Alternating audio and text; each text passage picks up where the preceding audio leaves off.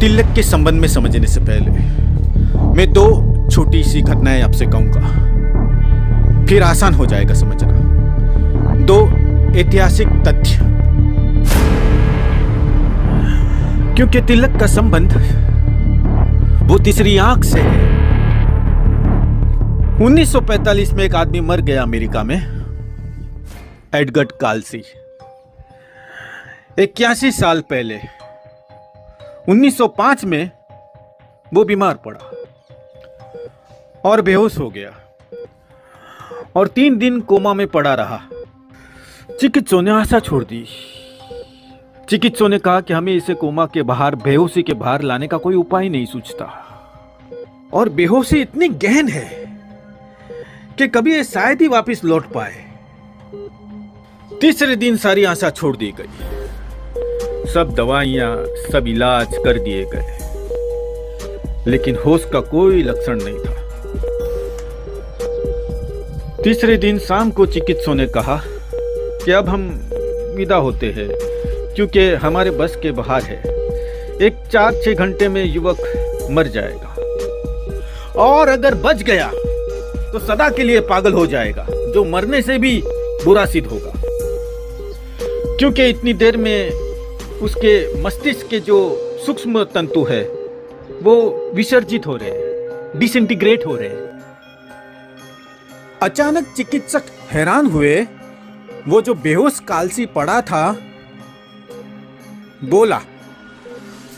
वो बेहोश था 3 दिन से। वो बोला जैसे कि कोई गहरी नींद से अचानक बोल उठे। हैरानी और ज्यादा हो गई क्योंकि उसका कोमा जारी था। उसका शरीर अभी तक पूरी तरह कोमा में था। उसके हाथ में आप छुरी भी भोंक दे तो भी पता नहीं चलती थी। लेकिन वाणी आ गई और काल्सी ने कहा कि शीघ्रता करो, मैं एक वृक्ष से गिर पड़ा था और मेरी रीढ़ में पीछे चोट लग गई है, और उसी चोट के कारण मैं बेहोश हूं, और अगर 6 घंटे मुझे ठीक नहीं किया गया तो बीमारी का जहर मेरे मस्तिष्क तक पहुंच जाएगा।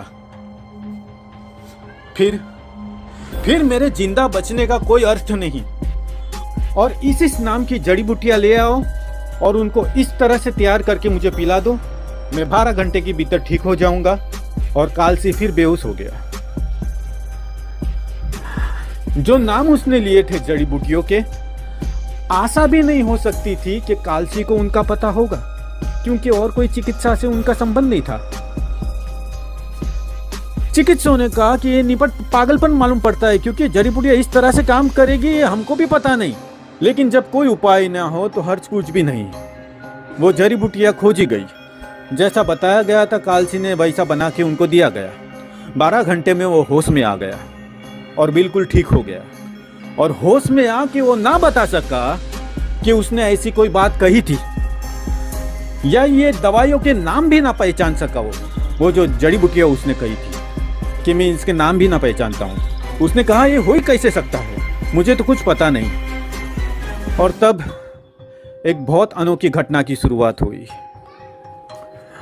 फिर तो काल्सी इसमें कुशल हो गया और उसने अमेरिका में 30,000 लोगों को अपने पूरे जीवन में ठीक किया। और जो भी निदान उसने किया वो सदा ही ठीक निकला, और जो मरीज उसे निदान लिया वो सदा ठीक हुआ, निरपवाद रूप से। लेकिन काल्सी खुद भी नहीं समझा सकता था कि उसे होता क्या है। इतना ही कह सकता था कि जब भी मैं आंख बंद करता हूं मेरी दोनों आंखें ऊपर चढ़ जाती। मुझे ऐसा लगता है कि कोई मेरी दोनों तितलियां ऊपर खींचे जा रहा है, और फिर मेरी दोनों आंखें भूर मध्य में ठहर जाती है। तब मैं इस लोक को भूल जाता हूं। फिर मुझे पता नहीं क्या होता है। इसे मैं भूलता हूं, इसका मुझे पता है। दूसरा क्या होता है उसका मुझे कोई पता नहीं। लेकिन जब तक मैं इसे नहीं भूल जाता तब तक वो निदान जो मैं देता हूं नहीं आता है। निदान उसने ऐसे ऐसे दिए कि 1-2 निदान सोचने जैसे है। रॉथस्चाइल्ड अमेरिका का बहुत बड़ा करोड़पति अरबपति परिवार था। उसकी एक महिला बीमार थी और कोई इलाज नहीं बचा था। सब इलाज हो गए थे। फिर काल्सी के पास उसको लाया गया। काल्सी ने एक दवाई का नाम दिया अपनी बेहोशी। हमारी तरफ से कहेंगे हम बेहोशी। जो जानते हैं उनके तरफ से तो वो हमसे बड़े होश में है, जो जानते हैं उनके लिहाज से तो हम बेहोश हैं। सच तो यह है कि जब तक तीसरी आंख तक ज्ञान ना पहुंचे तब तक बेहोशी जारी रहती है, पर हमारी तरफ से बेहोशी। कालसी ने आंख बंद की, वो बेहोश हुआ और उसने एक दवा का नाम बताया। रॉथस्चाइल्ड तो अरबपति परिवार था। सारी अमेरिका में खोजबीन की, वो दवा कहीं मिली नहीं। कोई ये भी ना बता सका कि इस तरह की दवाई कोई है भी। फिर सारी दुनिया के अखबारों में विज्ञापन दिया गया कि कहीं से भी इस नाम की दवा।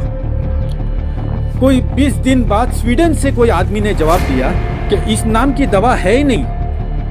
20 साल पहले इस नाम की दवा मेरे पिता ने पेटेंट करवाई थी, लेकिन फिर कभी बनाई नहीं। वो सिर्फ पेटेंट है, कभी बाजार में आई नहीं।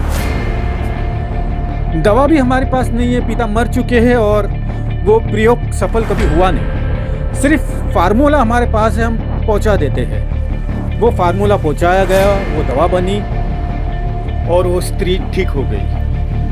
लेकिन वो दवाई कहीं थी नहीं दुनिया के बाजार में जिसका कालसी को पता हो सके।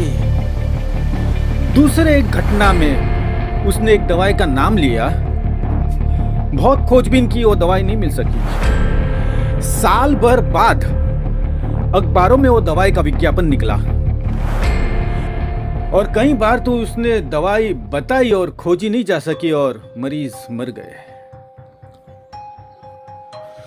वो भी कहता था कि मैं कुछ कर नहीं सकता, मेरे हाथ की बात नहीं। मुझे पता नहीं जब मैं बेहोश होता हूं तब कौन बोलता है, कौन देखता है, मुझे कुछ नहीं पता। मुझ में और उस व्यक्तित्व में कोई संबंध नहीं। पर एक बात तय थी कि कालसी जब भी बोलता तब उसकी दोनों आंखें चढ़ गई होती। आप भी जब गहरी नींद में सोते हैं तो आपकी दोनों आंखें जितनी गहरी नींद में सोते हो उतनी ऊपर चली जाती है। नींद के बारे में मैं किसी और वीडियो में मैं बनाऊंगा और सेंड करूंगा।